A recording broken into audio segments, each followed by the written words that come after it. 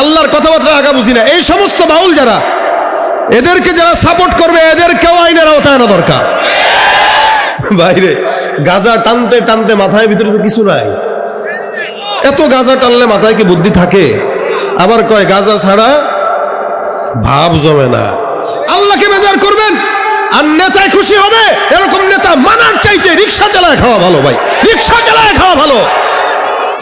কালকে না পরশুদিন একটা গ্রেফতার করছে বাউল, হ্যাঁ, আল্লাহর কথাবার্তার আগা মাথা বুঝে না বলে।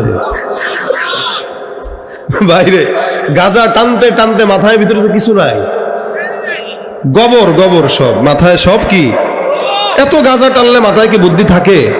আবার কয় গাজা ছাড়া ভাব জমে না, মাওলার লগে প্রেম জমে না।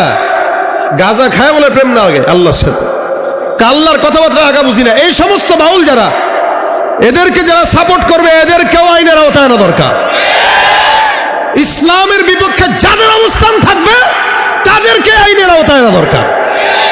ভাই আপনার দলের নেতা যা বলে বলুক, ওটা ভিন্ন হিসাব। কিন্তু আপনি যদি দেখেন আপনার দলের নেতা পর্যন্ত ইসলামের বিরুদ্ধে গিয়েছে, হাত্তাকে আপনার মা বাবা পর্যন্ত ইসলামের বিরুদ্ধে গিয়েছে, আপনার উচিত ওই মা বাবার কথা অমান্য করা। যে মা বাবা আপনাকে ইসলামের বিরুদ্ধে চলতে আগ্রহ দেয়, ওই মা বাবার কথাও শোনা যায় না। লা তাআতা লিমাখলুকিন ফি মাসিয়াতিল খালিক। আল্লাহকে বেজার করবেন আর নেতায় খুশি হবে, এরকম নেতা মানার চাইতে রিক্সা চালায় খাওয়া ভালো। ভাই রিক্সা চালায় খাওয়া ভালো। আগে কে, উপরে কে? দেখবেন কিছু শেষরা চোর আছে, হাজারো বার ধরা খাওয়ার পরেও চুরি করে। মসজিদে জুতা চোর নাহলে থাকতো না তো। চুরি তো করে করে, আবার এটা জায়েজ বানায়, কয় আরে হুজুরদের জুতা চুরি করলে ব্যবসায় বরকত হয়, এজন্য মসজিদের মুসল্লিদের জুতা চুরি করে।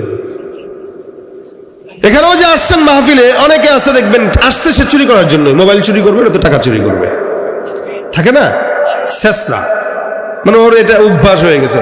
অনেক চোর আছে এই দেশে যেগুলোর 5 তলা 6 তলা বিল্ডিং আছে, এরপর চুরি করে, আদত। এজন্য ইসলামের বিধান হইল চুরি করবে তো হাত কেটে দাও। আজকে এই সমাজে যদি ইসলামের এই বিধানটা, শরীয়তের এই হুকুমটা যদি ঠিক মতো পালন করা হতো, বাংলাদেশে যেগুলো চুরি করেছে কারো হাত থাকতো না, সব লোহা থাকতো।